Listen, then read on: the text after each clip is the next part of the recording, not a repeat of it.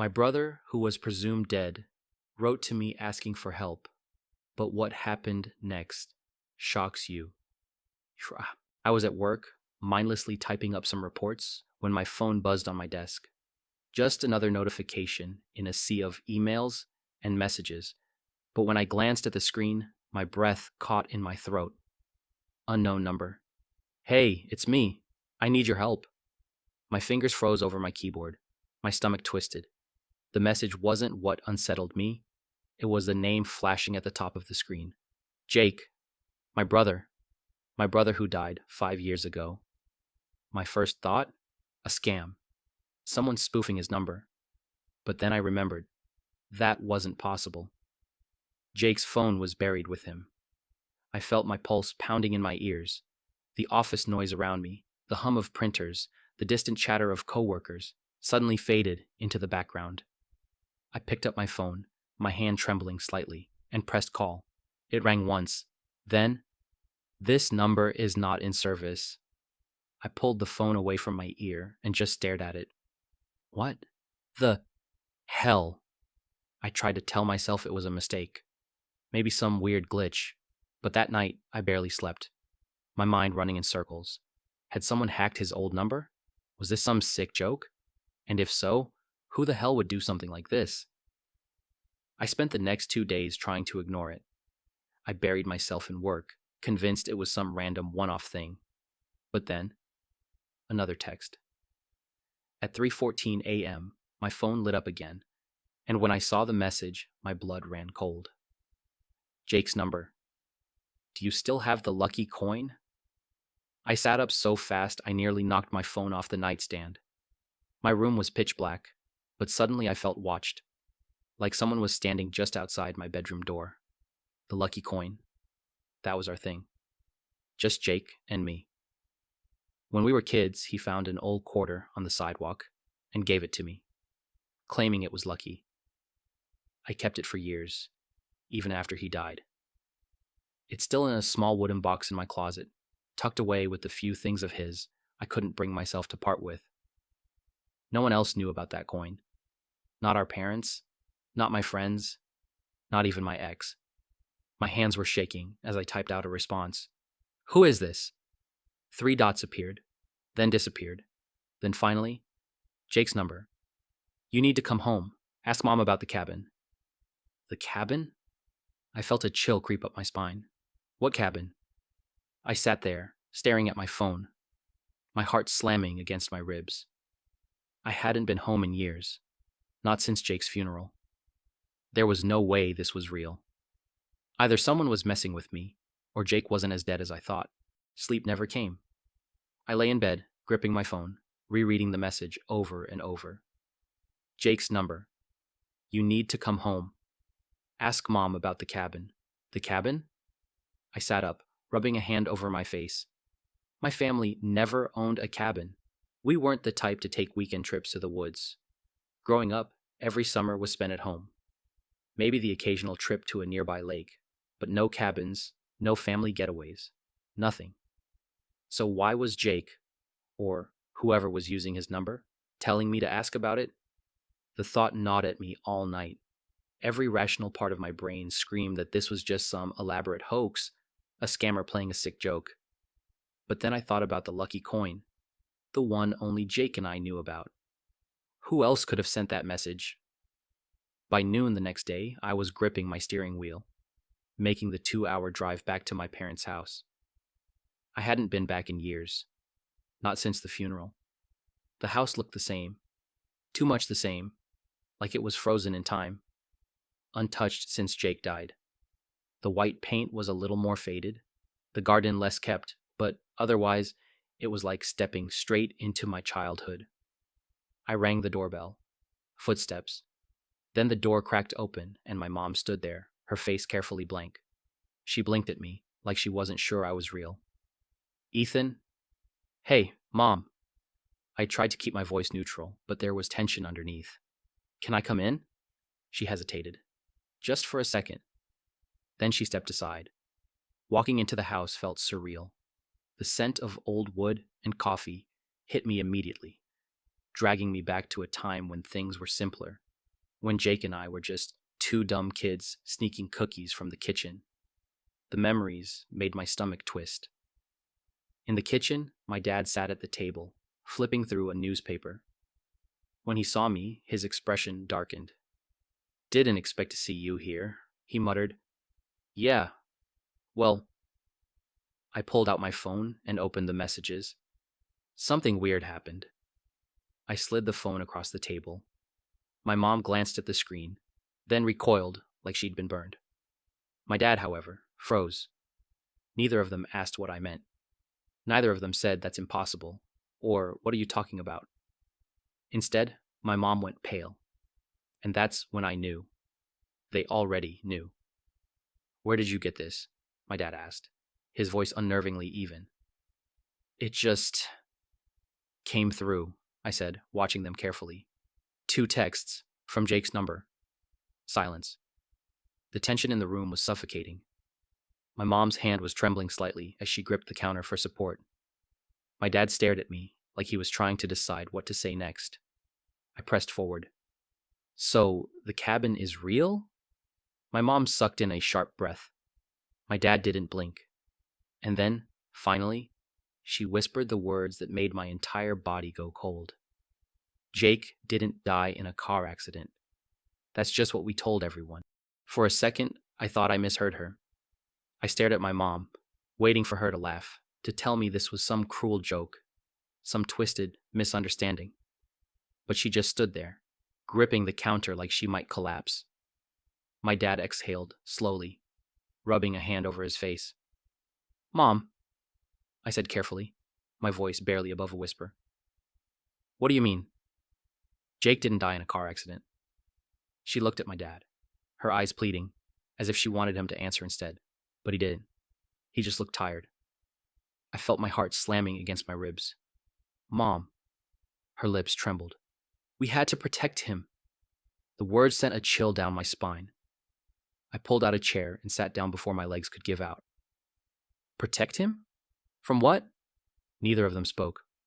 For the first time in my life, I saw fear in my father's eyes. I let out a short, humorless laugh. "Okay, this is insane. You guys faked Jake's death? And just, what? Let me think he was dead for 5 years?" "We didn't have a choice," my dad said finally. His voice was calm, but there was an edge to it, like he was bracing himself for whatever came next. I clenched my jaw. "Bullshit. There's always a choice." Mom looked like she wanted to cry. "Ethan, please." "No." I slammed my hand on the table, making her flinch. "You let me grieve. You let me stand at his funeral. You let me go 5 years thinking my brother was dead." Dad sighed. "He was supposed to stay dead, for his own safety, for all of our safety." I swallowed hard, forcing my voice to stay steady. "Then why is he texting me now?" My dad's jaw tightened. He looked at my mom again, like they were silently debating something.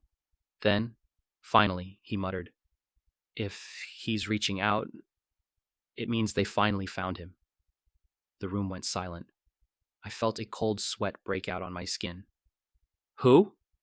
Neither of them answered. I gripped the edge of the table. "Who is looking for Jake?" My dad hesitated. "The kind of people you don't want knowing you exist." My throat went dry. Something dark, something dangerous was swirling beneath the surface of this conversation. My parents were hiding something huge, something that went far beyond a fake death. And if Jake was reaching out to me now, it meant he had nowhere else left to turn. The weight of my dad's words settled over me like a heavy fog, thick and suffocating. The kind of people you don't want knowing you exist. My stomach twisted, my pulse pounding in my ears. The way he said it, so carefully measured, told me everything I needed to know. Whoever they weren't just bad. They were dangerous. The tension in the room was unbearable. My mom stared down at the kitchen floor, her fingers gripping the counter so tightly, her knuckles turned white. My dad sat stiffly at the table, jaw clenched, shoulders squared, like he was bracing for impact. I could see it, the hesitation in their eyes, the silent debate playing out between them. How much should they tell me? How much did I already know? Finally, my mom spoke. Her voice was barely above a whisper. Jake had been working for them. Them. She didn't say a name, and that made it worse. A pit formed in my stomach. My brother, the same guy who used to complain about taking out the trash, who could barely commit to a gym membership, had been involved in something so serious that the only way out was death, or at least making everyone believe he was dead. I wanted to argue, to say it made no sense, but the sheer terror in my mom's eyes, the way my dad sat there, looking like the weight of the world was crushing him, told me otherwise. Jake had gotten in too deep. He wanted out, and when he realized that walking away wasn't an option, he came to them for help. So they made him disappear. The words felt unreal, like something out of a bad movie. My mind replayed everything from those days after his death, the funeral, the grief, the way my parents seemed off, but I had chalked it up to shock. Now, I saw it for what it was. They weren't just mourning. They were hiding something. The betrayal hit me all at once. They had let me stand at his funeral. They had let me grieve for 5 years. Let me think I had lost my brother forever. And the whole time, they knew. I pushed back from the table, my hands shaking. I couldn't sit here and pretend this was normal. None of this was normal. The questions came hard and fast. Where had he been? What was he running from? But the biggest question of all was the one that sent a chill down my spine. Why now? If Jake had been in hiding all this time, why risk reaching out to me now? I didn't even need to ask. I could see it in my dad's face. He already knew. If Jake was contacting me, it meant something had gone wrong. It meant they had found him. The pit in my stomach turned to ice. Mom reached for my hand, her grip tight, desperate. She was begging me not to get involved, to let it go, to trust them. This was bigger than Jake, bigger than all of us. I barely heard her. Because at that moment, my phone buzzed again. I looked down at the screen and my blood ran cold. Jake's number. I don't have much time. Meet me at the cabin. The world tilted. I looked up at my parents, but they were still talking, still pleading. They didn't understand. I had already made my decision. Jake was alive, and he was running out of time. My mom's voice faded into the background as I stared at my phone screen. Jake's number. I don't have much time. Meet me at the cabin. My fingers tightened around the phone, my pulse hammering in my ears. The weight of the situation was finally sinking in. This wasn't just some elaborate lie my parents had kept hidden. This was real. Jake was alive, and he was in danger. I looked up. My mom was still talking, still trying to convince me not to go. Her voice was thick with panic, her hands trembling. My dad sat rigid, his jaw clenched so tight I thought his teeth might crack. They weren't just afraid for Jake anymore. They were afraid for me. That should have stopped me. It should have made me pause, reconsider. But it didn't. I grabbed my keys and stood up from the table. My mom's face crumpled. "Ethan, please," she whispered. My dad shook his head, his voice low and warning. "You don't know what you're walking into." I ignored them. I didn't know where the cabin was, but I had GPS and a growing suspicion that my parents had no intention of giving me directions. I pulled up the search on my phone and started scrolling through results. That's when I noticed the look my dad shot my mom. A silent exchange. One I had seen 100 times before when they didn't want me or Jake to know something. I exhaled sharply. "Where is it?" Silence. My dad leaned forward, his hands clasped together on the table like he was choosing his words carefully. "If you go looking for him," he said, "you won't be able to take it back. You understand that, right? Once you step into this, there's no walking away." I met his gaze. "You mean, just like Jake?" The words landed harder than I expected. For a split second, I thought my dad might actually tell me. But then he sighed, reached for his coffee, and shook his head. "I won't help you find him," he muttered. Fine. I didn't need their help. I turned to leave, but before I could reach the door, my mom spoke. "North Bend Road," she whispered, her voice barely audible. I froze. My dad's head snapped toward her, his eyes wide. "Linda." She turned to me, eyes glistening with unshed tears. "It's an old hunting cabin. We haven't been there in years. If he's there, Ethan, be careful." I swallowed hard. My parents had spent years lying to me, hiding the truth. And yet, in that moment, I believed her. Without another word, I walked out the door. The drive was longer than I expected, almost an hour outside of town, deep into the woods where the roads turned to gravel and the trees pressed in from all sides. North Bend Road was barely marked, a winding path that led to a clearing where an old, weathered cabin sat in the middle of nowhere. I killed the engine and sat there for a moment, gripping the wheel. The cabin looked abandoned, windows dark, porch covered in leaves. If Jake was here, he wasn't making his presence known. Doubt crept in. Had I made a mistake? Had I walked straight into something I wasn't ready for? Then, movement. A shadow passed behind the window. My breath caught in my throat. I reached for the door handle, my heart hammering. Jake was here. And I was about to find out why. The cabin loomed ahead, dark and silent except for the wind rustling through the trees. The place looked abandoned. No lights, no signs of life. But I had seen it, a shadow moving behind the window. Someone was inside. My hands were clammy as I stepped out of the car, the crunch of gravel beneath my feet sounding too loud in the eerie silence. Every instinct told me to turn back, to get the hell out of there. But I couldn't. Not now. Not when I was this close. I made my way up the old wooden porch, each step groaning under my weight. My heart pounded so hard I could feel it in my throat. I raised my hand, hesitated for a fraction of a second, then knocked. Nothing. I swallowed and knocked again. Harder this time. Still nothing. I exhaled sharply. Maybe I was wrong. Maybe I had imagined the movement, let my mind play tricks on me because I wanted Jake to be here. But then, the door unlocked. I stiffened. It didn't open all the way, just cracked slightly, like someone had unlatched it from the inside. The air around me felt charged, like the moment before a storm. I pushed the door open. The inside was dimly lit by a single oil lamp on an old wooden table. Dust floated in the air, catching the light. The place smelled like damp wood and something metallic. Rust, maybe. And then I saw him, sitting in the corner, head down, arms resting on his knees. Jake. For a second, my brain refused to process it. I had spent 5 years picturing his face, trying to remember his voice, the way he laughed.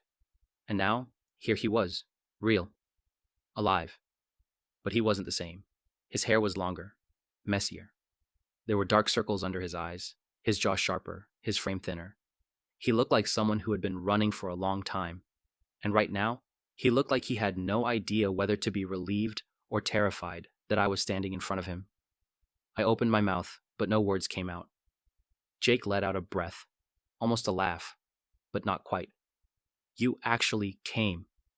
His voice was hoarse, like he hadn't spoken in days. I felt a lump form in my throat. "You texted me." He nodded, rubbing a hand over his face. "Yeah, I did." Silence stretched between us, heavy with everything left unsaid. Then, finally, I found my voice. "Jake, what the hell is going on?" He didn't answer right away. Instead, he stood up, moving toward the window, peering outside like he was checking for something. Or someone. "Listen," he said finally, turning back to me. "I don't have a lot of time, and neither do you." A chill ran down my spine. "What do you mean?" Jake clenched his jaw. "They know I'm alive, Ethan. And now that you're here," he exhaled sharply, "now they know about you, too." I felt the blood drain from my face. Someone was watching us. Someone was coming. And Jake had just dragged me into his nightmare.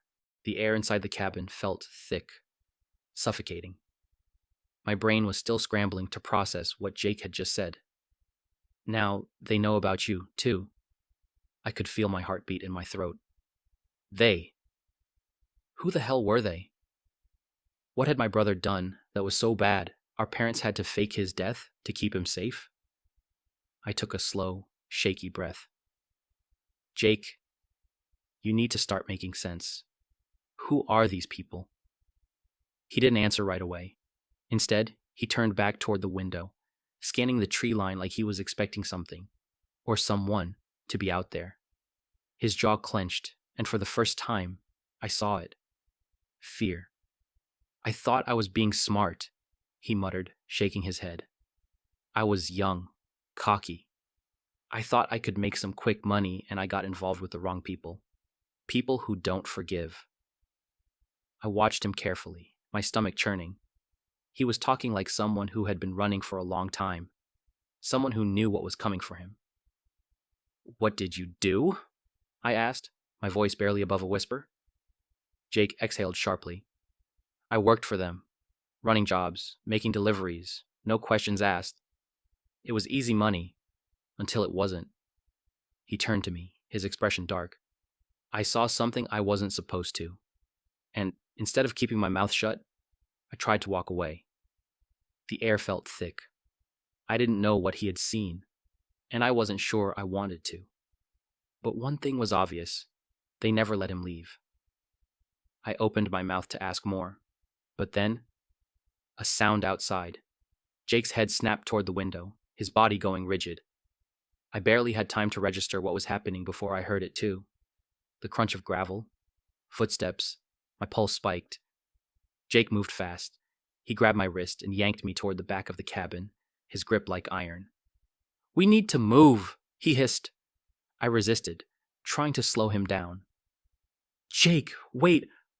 No, we need to go, now. There was no hesitation in his voice, no panic, just urgency. And then, I heard it, a gunshot. The sound exploded through the night, and before I could even react, Jake shoved me down, both of us hitting the ground behind an old, rotting log. My breathing was ragged. My hands were shaking so badly, I could barely keep myself steady. I wanted to believe this wasn't happening, that this was some messed up nightmare, that I would wake up and still be at home, oblivious to whatever insanity my brother had been living. But then I heard them. Voices. Men's voices. And they were close. Jake turned to me, eyes sharp. Ethan, listen. No matter what happens, you keep running. Do you understand me? I barely had time to nod before another shot rang out, closer this time. Branches snapped behind us. They were coming. Jake grabbed my arm, yanked me up, and we ran. And behind us, in the darkness, they followed.